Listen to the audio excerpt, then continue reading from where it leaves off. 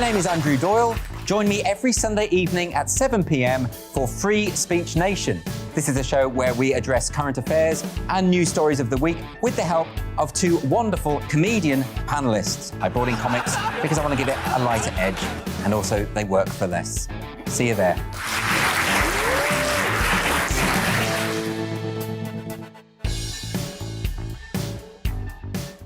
Join my show Farage, 7 p.m. till 8 p.m. Monday through Thursday, and there you will get opinion, analysis, debate, and I'll cover stories that nobody else dares to touch. And then for the last 15 minutes, talking pints. We're over a drink. We have a civilised conversation with someone. We very often disagree, but we do it in a grown-up way. Come and join me on Farage.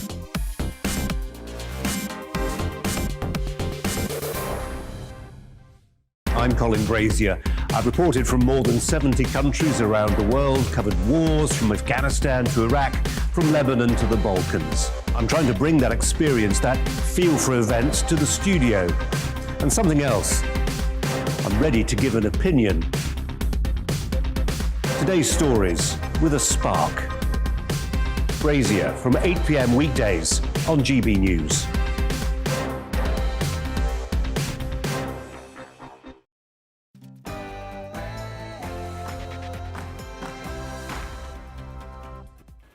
Hello and welcome to The Briefing with me, Gloria De Piero. Lots coming up today. We're, of course, talking sleaze with former Downing Street advisor, asking him how a scandal turned into a political crisis. And we'll be chatting to top Telegraph journalist Christopher Hope, asking how furious his readers are, many of them Tory voters, of course, with the government. Plus, fireworks. We talk to the MP who's had enough of them and wants tougher controls. But first, it's the news with Rosie.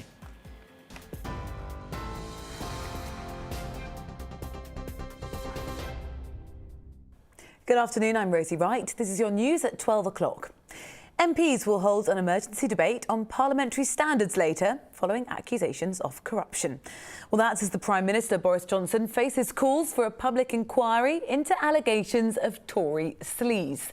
Last week, the government made a U-turn after a vote was passed to overhaul its misconduct system, blocking the suspension of Owen Paterson for breaching lobbying rules.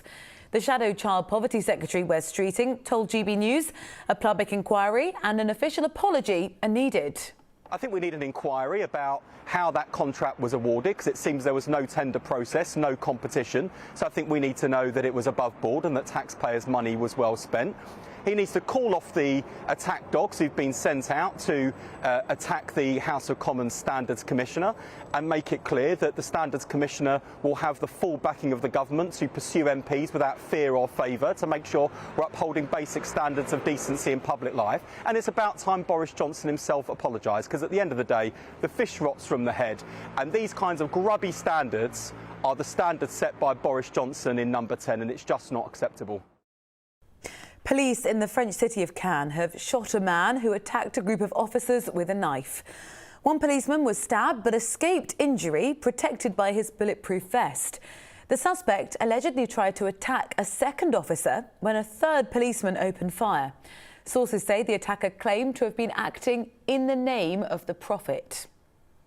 UK travellers can now fly to the United States for the first time in nearly 2 years. The US has opened its borders to fully vaccinated visitors who must also take a COVID test within 3 days of arrival. Children need to be tested 3 to 5 days later. Airlines are now increasing their schedules to meet growing demand. At home for so long, somebody that travels quite a lot historically, a bit apprehensive, I guess, with all the hoops you have to jump through to travel, but otherwise, yeah, it's going to be a good change of scenery. Just amazing, isn't it? Yeah, it's been a long time waiting to find out. Exactly. We've just been waiting with bated breath, and then suddenly the announcement came, and yeah, so happy to be getting back to it. For me, it's my first time to the US, so really excited. This is a massive moment for the aviation sector as we look to build back better from the terrible blow that the coronavirus pandemic has laid to us. So it's about people fundamentally. It's about getting families back together. It's about making sure that when you haven't seen friends for years that you're able to go out and do that. And that's particularly important with Thanksgiving and with Christmas coming up. A British man killed in a shark attack off Western Australia has been described as a wonderful father. 57-year-old Paul Millichip was swimming at Port Beach near Perth when the alarm was raised. During a search for his body, police recovered a pair of his goggles. His wife, who doesn't want to be named, said he died doing what he loved. Rest in peace, Paul. He died what he enjoyed doing the most, which was exercising. He was a wonderful man, wonderful father, and he loved his exercise. Marks and Spencer have introduced pronoun-inclusive name badges for staff. The idea came from an employee. It means that workers can now wear whichever combination of pronouns they choose. The supermarket chain says the initiative is a simple yet impactful way to make sure LGBTQ+ initiatives are respected. A dress worn by Amy Winehouse has sold for more than £180,000 at auction, 16 times the original estimate. The halter neck was worn by the singer during her final stage performance, a month before her death at the age of 27. More than £3 million was raised from the sale of over 800 items, including clothing, handwritten notes and accessories. You are up to date. I'll have more in half an hour. Right now, back to the briefing with Gloria.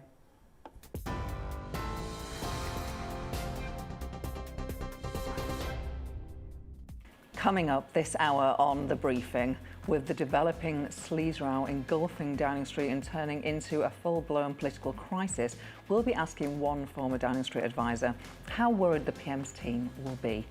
And we'll talk to top Telegraph journalist Christopher Hope and get his take on how serious this is for the government. And bonfire night may be over, but fireworks season is still in full swing. We talk to the MP who wants tougher controls on the noisiest bangers. Give me your political briefing. Send in your views and opinions by emailing gbviews@gbnews.uk or tweet me at gbnews.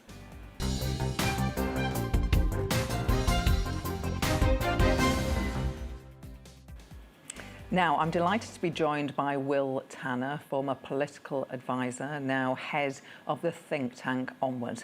In a moment, I want to talk COP26. But first, I'd like to start by asking Will about our top story today, which is, of course, the sleaze row. Will, you've been an advisor in Downing Street. It feels like they got the handling of this very, very wrong. I think that's right. And I think if you spoke to some of the advisors to Boris Johnson, you'd probably hear some contrition. There is, I think, a widespread belief that Downing Street made a mistake, and several cabinet ministers have accepted that. They should not have made the individual case of a specific MP into a broader issue about MP standards, and they should have brought forward the long-term reforms that the government intends to make to the standards regime in an orderly matter that had cross-party support. And I think those were the two mistakes that have led what was ultimately an avoidable crisis to have developed. And the government needs to, I think, quite rapidly get back onto the front foot and start making a case for longer-term reforms to the standards regime. Will, how do governments tend to make these errors of judgment? Is it that after you've been in power for a fairly long period of time, you start forgetting what is acceptable and not acceptable? I mean, I think ultimately these mistakes happen quite frequently in parliaments, just some of them rise up the news agenda and others don't. Governments are operating at a pace, often in complex parliamentary environments. They don't know how different MPs are going to vote, and they rely quite heavily on the whips to kind of give them that intelligence about what's happening within the chamber. The government's also focused on COP26 at the moment, and I suspect that's one of the reasons why balls were dropped. I don't believe it's simply a matter of government being in power too long or the government majority kind of clouding judgment. I think it's much more complex than that, and actually often it's kind of more cock-up than conspiracy, I think. Having worked in Downing Street, that's certainly the case when I was there. From your experience in Downing Street, when you've annoyed some of your own MPs, which last week's episode clearly has, do you have any advice on how to get those Tory MPs back on side? Well, I think firstly, Downing Street needs to accept that it's made a mistake. It's done that. And then secondly, I think the government should be open about how the system needs to change in the long run. This isn't just about Owen Paterson. This is about the ways in which MPs behave, the kind of code of ethics and standards that they hold themselves to. And Downing Street should, I think, be the upholder of the highest possible standards. They should get out in front of this, work with the opposition, but also their own backbenchers to make sure that that Parliament is not brought into disrepute and that there is a strong standards regime that can last the test of time. Which would stop paid consultancy. That's one of the options that are on the table. It sounds sensible enough to me. So I think we need to differentiate between different types of jobs that MPs do. There are some MPs who are doctors or nurses or lawyers, and I think there is enormous benefit in having those people in the House of Commons. But clearly, if MPs are doing kind of political consultancy, providing policy advice to companies, that's at best providing kind of advice on how to manipulate Parliament to the highest bidder. And I think there is a very good case for preventing MPs from doing that type of consultancy in future. Please, before we move on to your report, as promised, the Labour leader, Keir Starmer, said Boris Johnson should apologise. Should he? I don't think the Prime Minister himself needs to apologise. I don't think this is necessarily a kind of an error of the Prime Minister's making, but I think the Prime Minister should come to the chamber and explain how he would like the system to change in the long run. I mean, I think ultimately we need to move past what has been not a particularly good or edifying episode towards productive reforms that are going to secure Parliament's kind of reputation in the long run. And I think that is where the Prime Minister does need to kind of be out front and centre in the House of Commons, explaining to MPs of all sides. Just finally, a question on the House of Lords and the appointments made to it, the so-called honour system. Is there anything honourable about those appointments? Well, we definitely do need to get away from a system which I think we're in danger of embracing, where the House of Lords is seen as a kind of reward for services rendered rather than a recognition of the contribution you could make to the legislative process. I don't think it is a good idea to be appointing people who then go on not to make great contributions to the Lords, or indeed to be making appointments on the basis of how much money people have been given. That said, I would say that lots of the people who were in the newspapers yesterday are people who have very successful careers in business, and so we should be appointing serious business people to the Lords.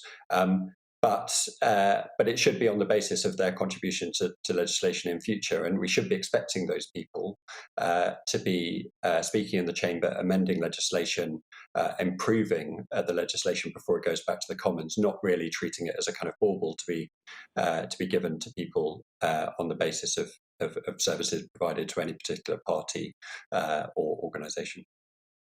Now, the other big story this week is, of course, COP26 and whether we have any hope of keeping the temperature rise below 1.5 degrees. A report out today from your think tank, Onwards, finds 2/3 of voters support bold action on climate change, but less than half are happy to pay more to go green. London is the most supportive of net zero, but red wall areas are concerned about the costs.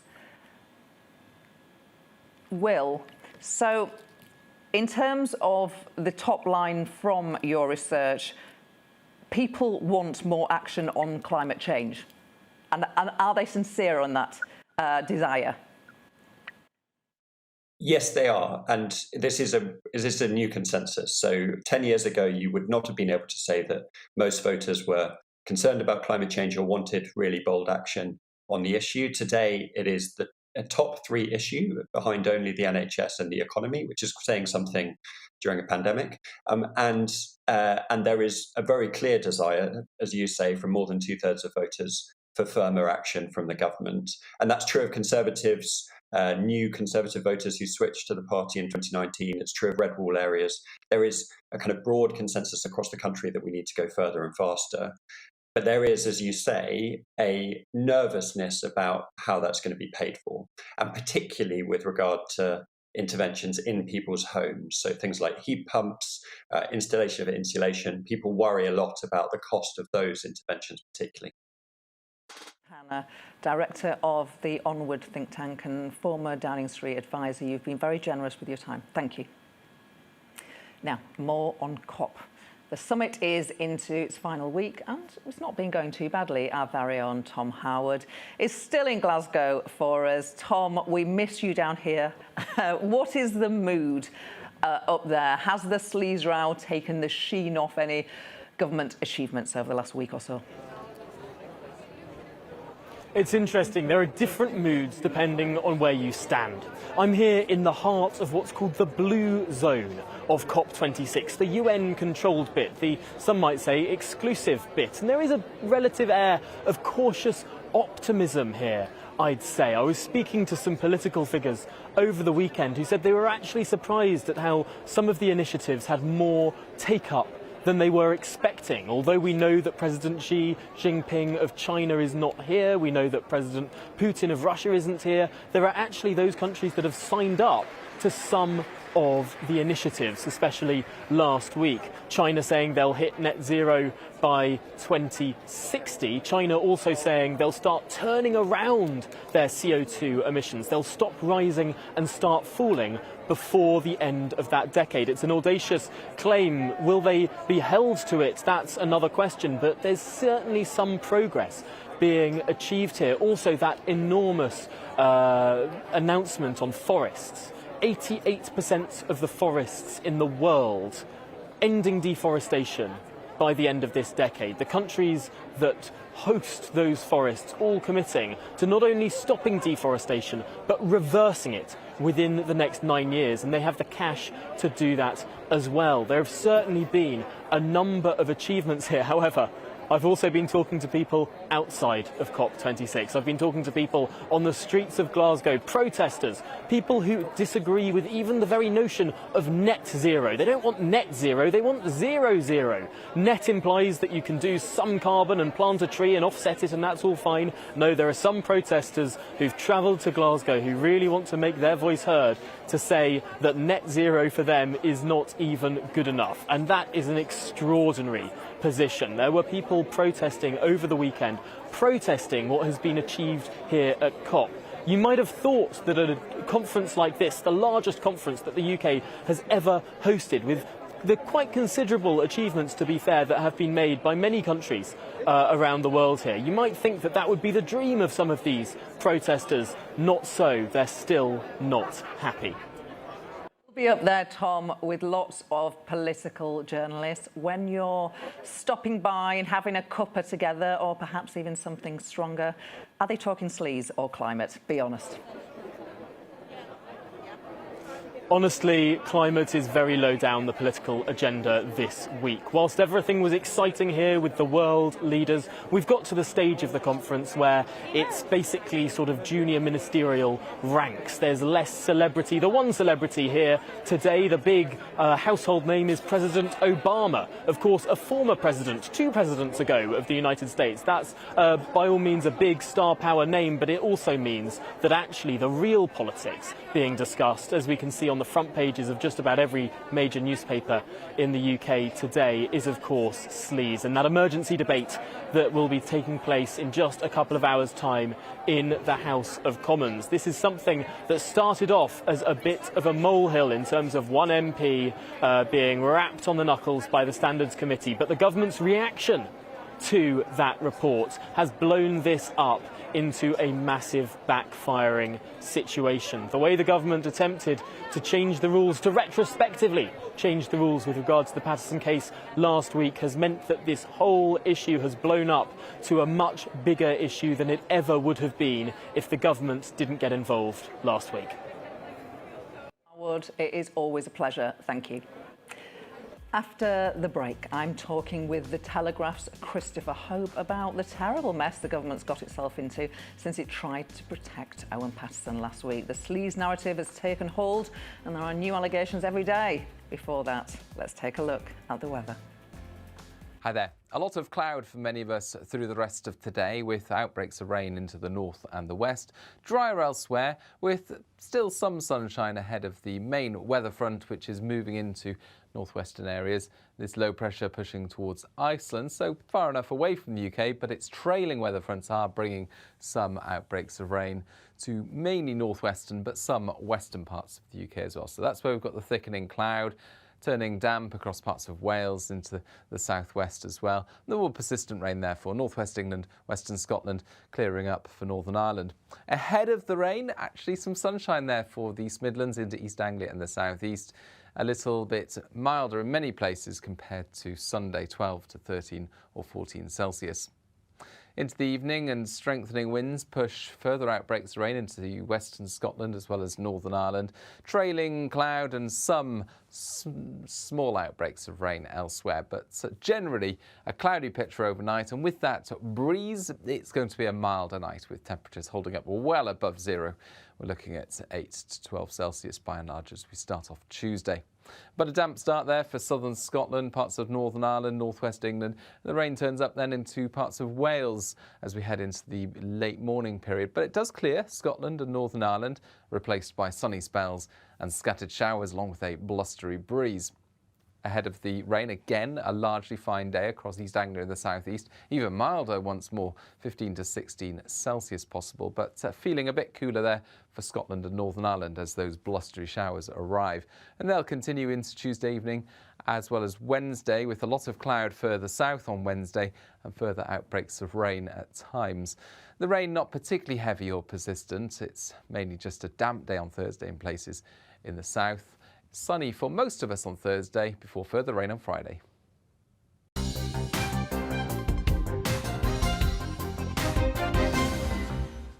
You're watching GB News live across the UK and the world on our digital stream. GB News is Britain's news channel. We are the UK's home of discussion and debate from all perspectives. We are here for you. Don't forget to join our YouTube community by clicking on that subscribe button. And if you want the GB News app, you can click and catch up on programmes anytime. We love to hear from you, so email us. gbviews@gbnews.uk. Thanks for being part of the GB News family. My name is Andrew Doyle. Join me every Sunday evening at 7 p.m. for Free Speech Nation. This is a show where we address current affairs and news stories of the week with the help of two wonderful comedian panellists. I brought in comics because I want to give it a lighter edge, and also they work for less. See you there.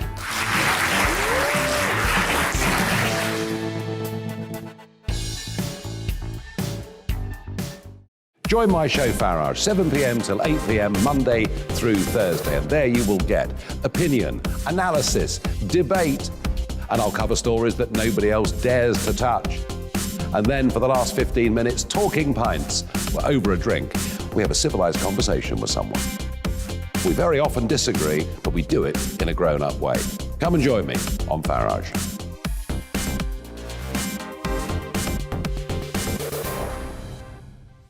I'm Colin Brazier.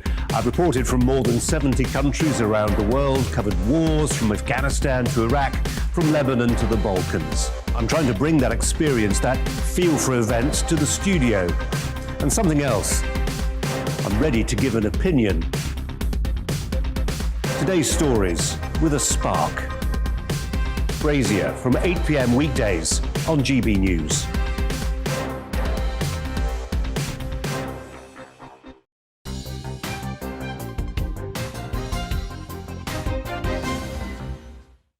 Welcome back. Now, when does a scandal become a crisis? Last week's humiliating U-turn by the government over censure for Owen Paterson taking money from companies and asking questions on their behalf has developed into a full-blown crisis over political lobbying. The Speaker is reportedly considering a review into MPs' paid consultancy rules, and Tory MPs who backed the government, many through gritted teeth and voted to delay Owen Paterson's suspension, are said to be furious with Downing Street and the whips. It's a mess. But how serious a mess is it?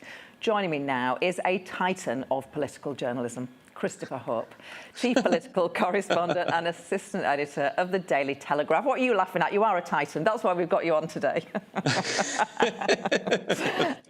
You're very welcome. It is a fine mess that the government has got itself into. A massive error of judgment or an attempt to do the right thing by a colleague that they like who has had a terrible year following the suicide of his wife. It's definitely the latter. The idea had been that they'd seen the need to bring in some way of appealing if you're an MP, you're found guilty, and how could you appeal that method? So they thought if they attached it to this Owen Paterson vote last Wednesday, there was enough sympathy in the House of Commons, given his wife killed herself the previous year, that it may go through. And that was a mistake because I think we clearly found out, didn't we, how it played out last week in the House of Commons. And that's the worry they've got. So it's quite a mess now. Now, today in the House of Commons, as you said there, Gloria, we'll hear from Lindsay Hoyle, his plan. We'll hear from Keir Starmer, back from being off sick with COVID. They're sending out Steve Barclay, who's the former Brexit secretary, who is it's a very clever idea, that, because he is known to be someone who can de-escalate a fractious House of Commons. And there will be a lot of that today. We might hear, let's say, even more Labour MPs calling on the PM to resign. Well, that idea is frankly laughable. The Tories have lost their lead over Labour in the past week. The big issue is the by-elections coming up. We know that Old Bexley and Sidcup is on the 3rd or the 2nd of December. Will they go for North Shropshire on the 9th or the 16th? That's the key debate to have. It could be a nightmare before Christmas for Boris Johnson if this is cutting through, and I'm not sure it is yet. This debate in the Commons this afternoon, is it just going to be a lot of heat, or do you think there will be proposals for how to clean up the system? There'll be proposals from Lindsay Hoyle. I mean, Steve Barclay is a Cabinet Office minister. He got Michael Gove's job in the September reshuffle. He won't be saying, offering support, or it is really what Lindsay Hoyle says. We might hear a bit from Chris Bryant. He's promising plans for some form of appeal for MPs, which is what the whole debate's about, before Christmas. I wonder how much this is Labour trying to rely on successful attack lines in the 1990s, which almost brought down John Major's government, and hoping that works now. But the problem is a lot of your viewers, a lot of our readers weren't even born when the sleaze narrative took hold on the Tories, and I can't see it yet. They'll want to have a series of scandals to happen to make this work, and it's not there yet. But I do wonder, they'll be watching these by-elections are the key thing they're worrying about in number 10. Forget the polls, they come and go. It's the by-elections coming up. And thank you for reminding us how old we are, Christopher. Now, Keir Starmer will be responding to the debate for Labour. He had wanted the Prime Minister to come and represent the government. Has he made the right judgment, the Prime Minister, by not doing that? Well, he's trying to stay above it, isn't he? I mean, a minister said at the weekend it was a storm in a teacup, but they're hoping it is a storm in a teacup. They're not sure how much of this is cutting through. Of course, you've got lots of critics for Boris Johnson, both in the press and on the Labour side. Is it working, though? I'm not entirely sure. I mean, I know the Conservative Home website did a poll last week and had Boris Johnson languishing just below Simon Hart, the Welsh Secretary, and above Michelle Donnellan, a junior minister. So he is somewhere lagging behind in the polls, but he does bestride the Tory party in a way which no other leader has done. For me, I think he's the heir to Tony Blair, Gloria, in the sense that whatever Boris Johnson says is conservatism is what it is. He defines it, and that's why I think he remains quite strong in the party, and he will see through this. And because of that, he thinks he can sit this one out and not have to put up with 3 hours of difficult questioning from MPs. Keir Starmer has demanded an apology from the Prime Minister. He may not get one from the Prime Minister, but might we get one from the government?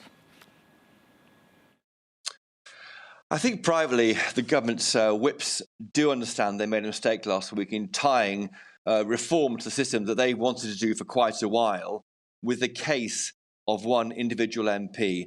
That was a mistake. They admit that privately. Whether Steve Barclay chooses to mention it publicly, I don't know. He hasn't really been in the frame on this debate at all yet, so it'll be interesting to hear what he has to say. I think it might help if they could be human and maybe say, look, we were trying to sort this problem out for MPs generally. We tried to tie it to a sympathetic case. We got that wrong, but we do think reform is required. And that's where, if I was advising them, that's what I'd be saying this afternoon.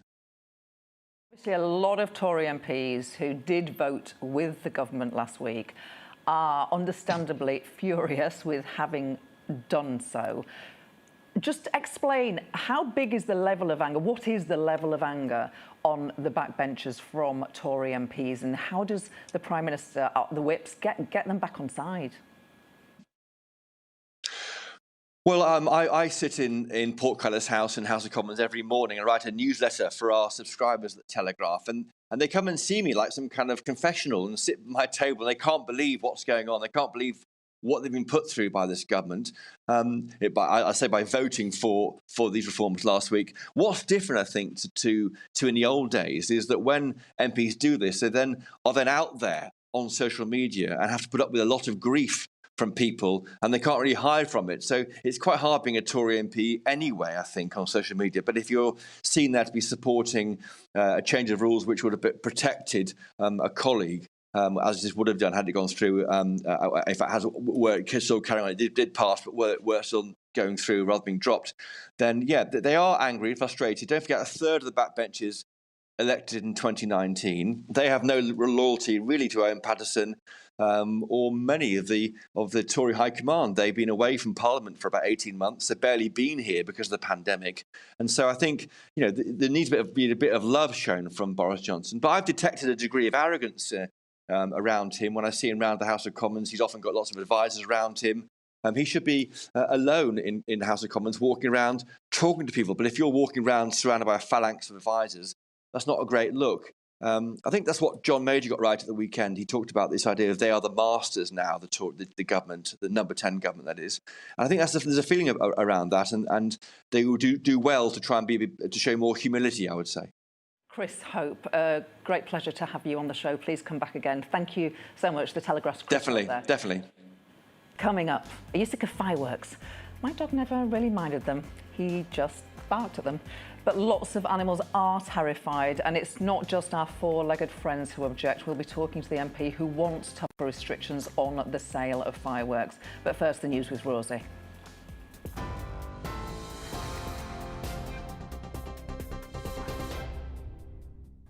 Good afternoon, I'm Rosie Wright. Let's get you up to date.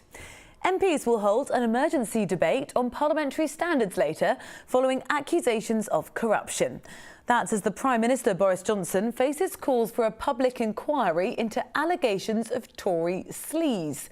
Last week, the government made a U-turn after a vote was passed to overhaul its misconduct system, blocking the suspension of Owen Paterson for breaching lobbying rules.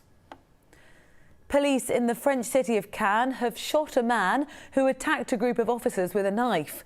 One policeman was stabbed but escaped without injury, protected by his bulletproof vest. The suspect allegedly tried to attack a second officer when a third policeman opened fire.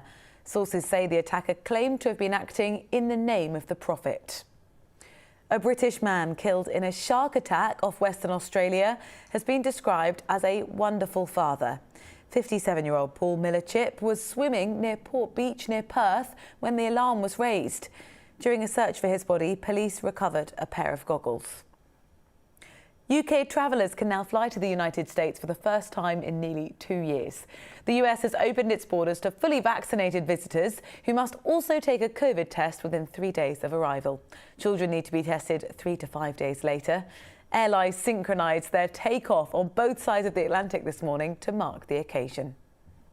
Marks & Spencer have announced pronoun-inclusive name badges for staff.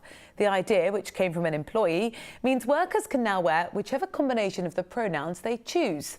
The supermarket chain says the initiative is a simple way to make sure LGBTQ+ identities are respected. You are up to date. I'll be back at 1 o'clock with more on today's news.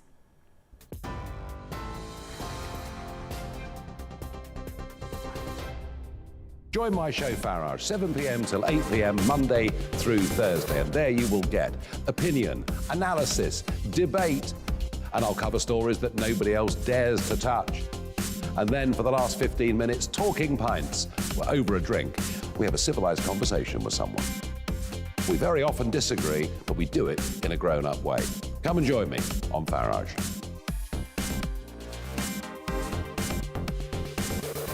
You're watching GB News live across the UK and the world on our digital stream. GB News is Britain's news channel. We are the UK's home of discussion and debate from all perspectives. We are here for you. Don't forget to join our YouTube community by clicking on that subscribe button. And if you want the GB News app, you can click and catch up on programmes anytime. We love to hear from you, so email us. gbviews@gbnews.uk. Thanks for being part of the GB News family. My name is Andrew Doyle. Join me every Sunday evening at 7 p.m. for Free Speech Nation. This is a show where we address current affairs and news stories of the week with the help of two wonderful comedian panellists. I brought in comics because I want to give it a lighter edge, and also they work for less. See you there.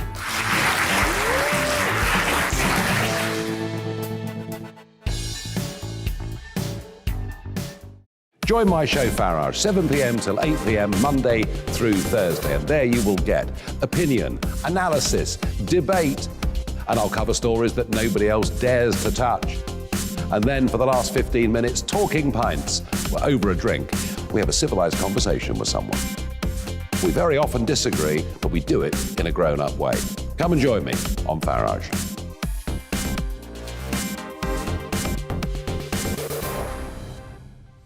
I'm Colin Brazier. I've reported from more than 70 countries around the world, covered wars from Afghanistan to Iraq, from Lebanon to the Balkans. I'm trying to bring that experience, that feel for events, to the studio. And something else. I'm ready to give an opinion. Today's stories with a spark. Brazier from 8 p.m. weekdays on GB News.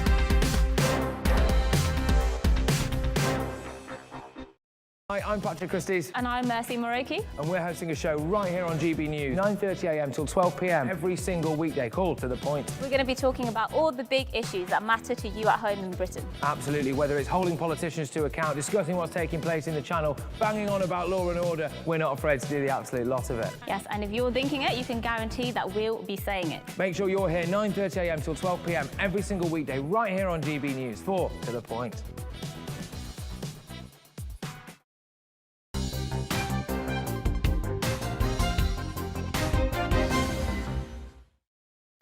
Welcome back. More on our top story, the fallout from the sleaze row. Joining me now is Robbie Moore, Conservative MP for Keighley.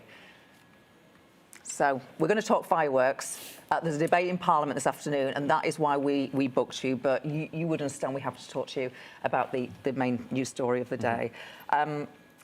The party does seem to be in a bit of a, your party, the Conservative Party, seems to be in a bit of a pickle at the moment. How serious is it for you? Is it a storm in a teacup, or actually is it a bit worrying? Well, I think what we saw last week was incredibly frustrating. As a backbencher, I think the government got their position completely wrong on this. I want to be absolutely clear on that. You know, I feel that actually to confuse an individual case with trying to change the standards was completely the wrong move for the government to have taken, and that was something that I absolutely did not support. And you didn't vote in that very controversial vote. You didn't take part. Why not? Well, I was on a pre-arranged parliamentary visit to NATO's Air Command in Germany, actually, that had been in the diary for several weeks. So I wasn't able to vote, but I've been very clear to my constituents that have contacted me on this that had I been there to vote, I would have voted against the government's position. It was a three-line whip. I didn't agree with the position that the government was taking last week, and I've been quite clear in voting against that. Now, MPs, you talk to each other, you hang out in the tea rooms, the bars. Just give, how representative are you, basically? You've been very strong on this, very clear. You would have voted against it, were you not on a pre-arranged trip? You sound reasonably angry, actually, with the party. Well, I mean, every MP's got the ability to come to their own conclusions on how they vote. I do think that last week was frustrating. It wasn't a piece of policy that the government should be focusing on. There's loads going through the agenda at the moment. COPs there, health.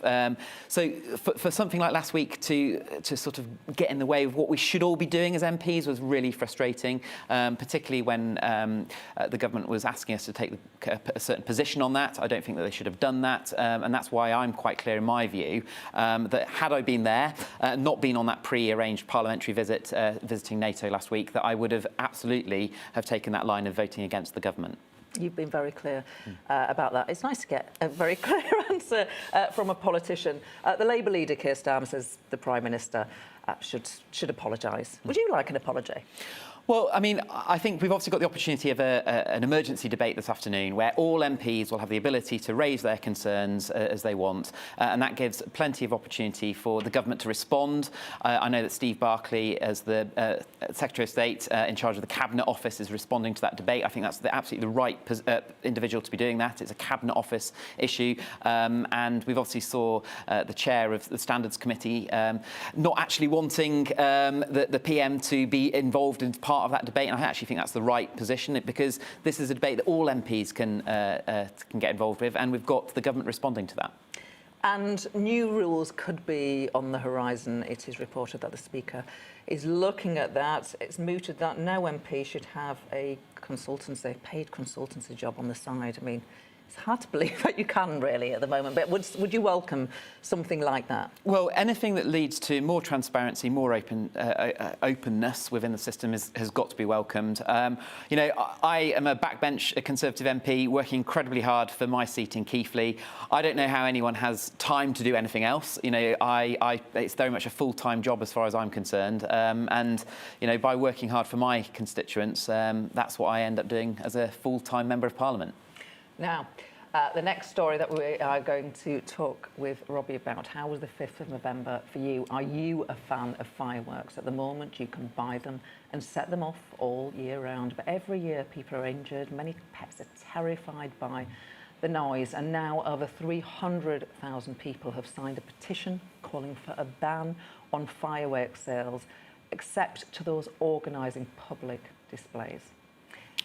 Now, and that's why we initially got you on last week, and we're very grateful for your time, because you have said that you are supportive of further restrictions on the sale of loud fireworks, especially outside of key event times, such as Bonfire Night on New Year's Eve. Just tell us what you see. Yeah, well, actually, I want to go further than that and say that I'm favourable of more restrictions being put in place for the sale of all types of fireworks.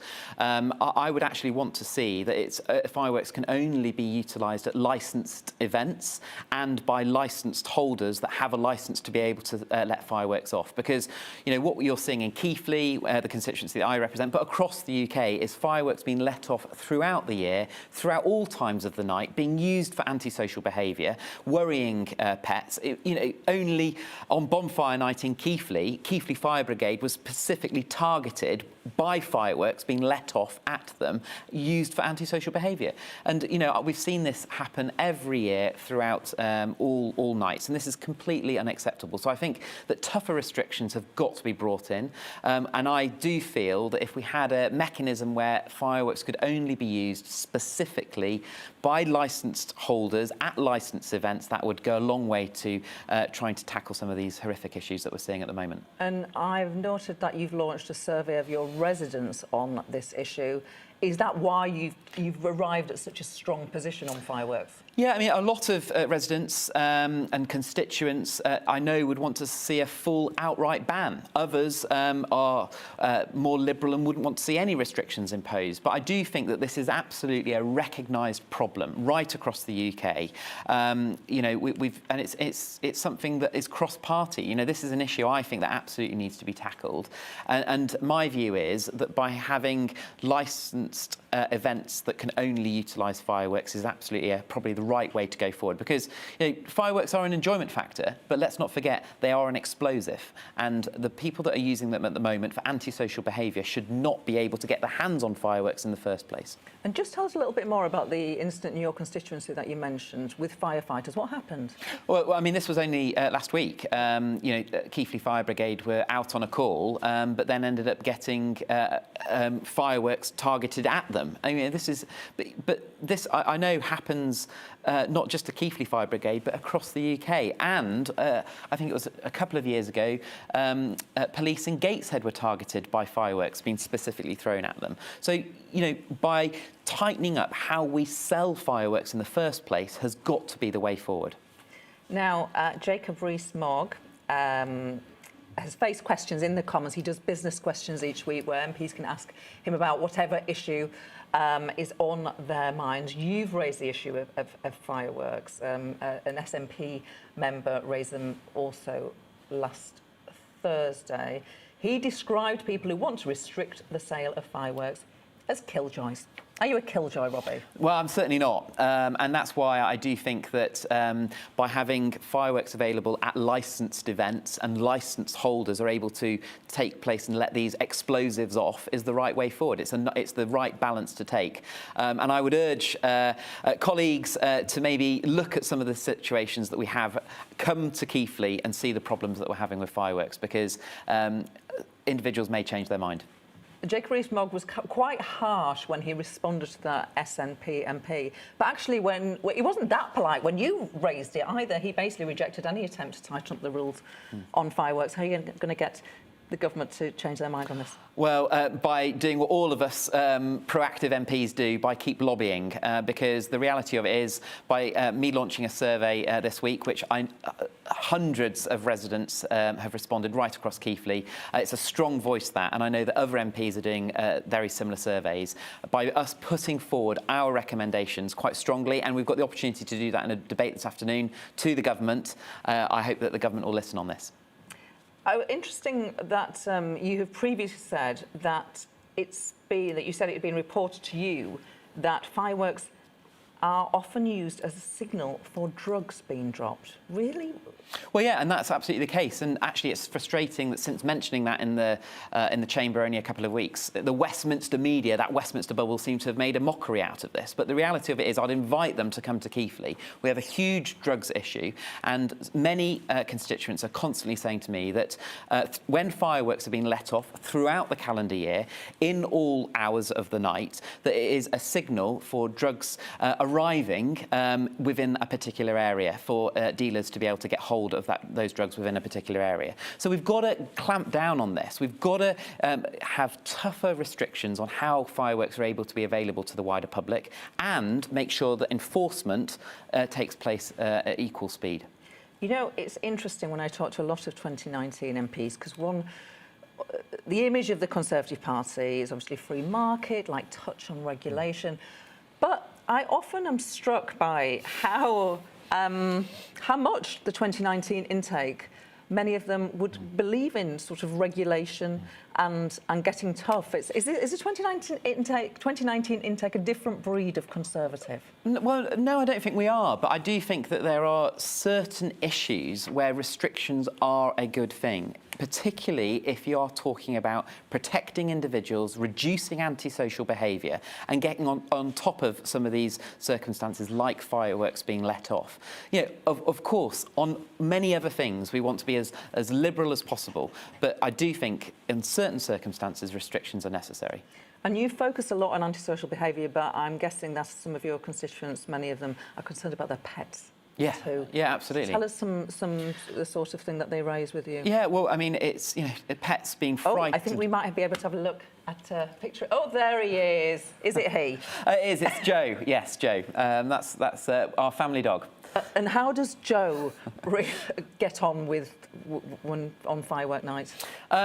Joe, like many other family pets, gets pretty frightened, pretty scared. You know, Joe will probably go and hide behind the sofa and starts shaking when fireworks are going off. And I know that it's not just my dog. Of course, many constituents' pets get frightened under the same circumstances. And when you're seeing fireworks being let off throughout the calendar year, throughout all hours in the night, not knowing that it's just linked to New Year's Eve or bonfire night or for special events, it's worrying. And residents, constituents are fed up with this, and we've got to get on top of this and deal with this issue once and for all. You're definitely not a killjoy. Absolutely not. Absolutely not. Let's talk about these public petitions, because the reason why this debate is happening this afternoon is because the public have demanded it. And actually, on this particular issue of fireworks, they demand it pretty much quite regularly. Obviously not. I think they did actually do it last year in 2020, certainly. So it keeps coming up. Now, this public petitions, the idea of public petitions that the public can demand what MPs debate, was, I think, a really good idea brought about by David Cameron. But I'm worried that not enough happens as a result of these debates, that they end up just being debates, and that actually the executive, the government, need to listen to the subject and be much more mindful of what people are calling for and act on them. Yeah, and actually it was a great initiative by David Cameron to bring forward the idea of a petition being submitted to government and then it can, or to Parliament, and then it can be debated in Parliament, because that enables a lot more proper interaction between constituents right the way through to Parliament. Great idea. But what the mechanism is that when it's debated, it enables all MPs to be able to utilise that debate to provide more weight in terms of the conversation, the nature of the debate, and put pressure on the executive that it's an absolute right thing to do on certain situations. And of course, we've got the fireworks debate coming up this afternoon, which I'll be speaking in, and I'm very much hoping to use that opportunity to once again put pressure on the executive, on the government, that this is absolutely something that needs to be looked at. And the minister has to respond. So the government minister responsible will have to be in that debate and say something to all the MPs who are going to be across or... Yeah, and of course, it's an opportunity for all MPs that are taking part in that debate to put forward their case. Some may agree or disagree with a petition that comes forward. I suspect most MPs that we're talking in today's debate will be fully behind more restrictions being imposed. And it's, of course, an opportunity for the government to respond. And then, of course, another opportunity for us to make our case as strongly as we can. And in these debates, because the public are used to seeing MPs, and they'll definitely see this in the mainstream this afternoon, sort of throwing, brickbats at one another, shouting at each other. But actually, the Westminster Hall debates, where these debates, they're much more conciliatory, and there's far less arguing between politicians, and MPs just sort of coming together, in a sense, to argue for a common cause. I really enjoy Westminster Hall debates because actually you get some really important issues coming through Westminster Hall, because, and particularly when they're petition debates, because they are triggered by your constituents. That's why you're debating them. And actually, it is a good mechanism for all MPs outside of the chamber to get involved with some really localised issues. And that's what we'll see this afternoon, I'm sure. Robbie Moore, Conservative MP for Keighley. You've been very generous. We've covered a lot of ground. Thank you very much indeed for thank you. coming in Thanks today. for having us. Well, thank you for getting in touch today. Lots of you are very critical of a sleaze. Peter from Sutton says, what's worse, a political party attacking and abusing Jewish people, or someone who is using his position to get advantage for a company? A pox on both houses. Owen Richards has tweeted, been in touch with us. Johnson came back from COP26 to vote against Patterson's punishment. Tony writes, 25 years ago, the Nolan Committee laid down the rules for what is expected of public servants. The 7 principles of public life are selflessness, integrity, objectivity, accountability, openness, honesty, leadership. I was under the impression that these were incorporated into the standards expected from MPs in 1996. Is it time to prevent MPs from taking any second job? Mark has been in touch. MPs must do a better job and make it their only job, or do something else as the voters deserve 100% from them. The House of Lords should also be got rid of once and for all. Sleaze must be stopped. And on the cost of net zero, Barry from Chorley says Londoners are more likely to contribute to paying for climate change. That's a fact of life. The Red Wall voters are predominantly lower paid, as the industries that thrived in the north contributed most to climate pollution in the country. As a result of these industries disappearing, there are families who have not and will not recover from this. We can't blah, blah, blah our way out of the situation. It requires major investment. You have been watching The Briefing with me, Gloria De Piero. The show is back every weekday from midday. We'll have a constituency surgery tomorrow with the MP and her constituent. Up next, it's On the Money with Liam Halligan. And then Liam and I, between 2 and 3, will be continuing the debate on sleaze. But for now, I'm going to leave you with your weather forecast. Thank you. Hi there. A lot of cloud for many of us through the rest of today, with outbreaks of rain into the north and the west. Drier elsewhere, with still some sunshine ahead of the main weather front, which is moving into northwestern areas. This low pressure pushing towards Iceland, so far enough away from the UK, but its trailing weather fronts are bringing some outbreaks of rain to mainly northwestern, but some western parts of the UK as well. So that's where we've got the thickening cloud, turning damp across parts of Wales into the southwest as well. The more persistent rain, therefore, northwest England, western Scotland, clearing up for Northern Ireland. Ahead of the rain, actually some sunshine there for the East Midlands into East Anglia and the southeast. A little bit milder in many places compared to Sunday, 12 to 13 or 14 Celsius. Into the evening, and strengthening winds push further outbreaks of rain into western Scotland as well as Northern Ireland. Trailing cloud and some small outbreaks of rain elsewhere, but generally a cloudy picture overnight, and with that breeze, it's going to be a milder night with temperatures holding up well above zero. We're looking at 8 to 12 Celsius by and large as we start off Tuesday. But a damp start there for southern Scotland, parts of Northern Ireland, northwest England. The rain turns up then into parts of Wales as we head into the late morning period. But it does clear Scotland and Northern Ireland, replaced by sunny spells and scattered showers along with a blustery breeze.